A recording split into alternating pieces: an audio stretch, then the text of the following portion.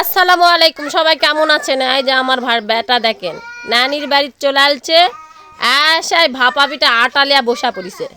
ওরা হাত দিয়া দেখছেন কিভাবে মতিচ্ছে, এটা নতুন আইটেমের একটা। আমাকে গ্যারামত ইনকারাই করে এই ভাপা পিঠা বানাচ্ছে। ভাপা পিঠা কি বলে? ঢুপি পিঠা, ঢুপি।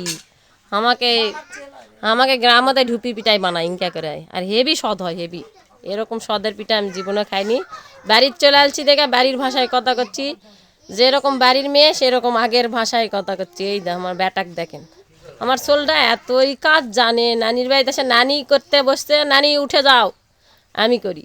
এই যে নানি উঠাই দিয়া নিজে নিজেই করতেছি। এইভাবে যারকে যারকে মাথার বুদ্ধি থাকবে তারা এইভাবে এই যে মশারিটা গাছের সাথে ব্যান্দা লিবিন, লিয়াকে সেইভাবে ঘষা ঘুষবিন, ঘুষতে ঘুষতে যাটা পড়া যাবে। এই যে ভাপা পিঠা সুন্দর একটা হয়ে যাবে। এখন যার যেটা মনে চায়, গুড় দিয়া খাওয়া মন চাইলে গুড়, নারকেল দেওয়ার খাওয়া লালি, লালি আমাকে এলাকাত লালি বলে। কার এলাকাত কি বলে? অনেক এলাকাত ঝোলা গুড় বলে। আব্বু কি করো? আমি ভাপা পিঠা বানাইতেছি গ্রামের হ্যাঁ, তুমি কি ভাপা পিঠা খেতে তোমাকে স্বাদ লাগে? হ বাবা, আমার ছেলেও শিখে যাচ্ছে আমার গ্রামের ভাষা। কালকে বাড়িতে আলছি, খুব মজা হচ্ছে, খুব। কে কে শীতে বাড়িতে গেছেন অবশ্যই কমেন্ট করে জানাবেন। এই যে আমার ছেলের আর এই বুদ্ধি আর এই টেকনিক, এই গাছের যদি পেয়ারার গাছ থাকে, সবরির গাছ আসলে আর কি, সবরির গাছ থাকলে বান্ধা লিবিন, লিয়ে আরামে ঘষা শুরু করে দিবি, তাহলেই ভাপা পিঠার রেডি।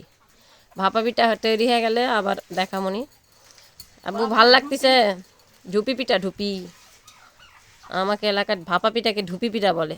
ভেঙে ভেঙে কোনো, তাহলে তো বুঝবে না। কালকে আসার পর থেকে মজা করিচ্ছে আমার বেটাটা।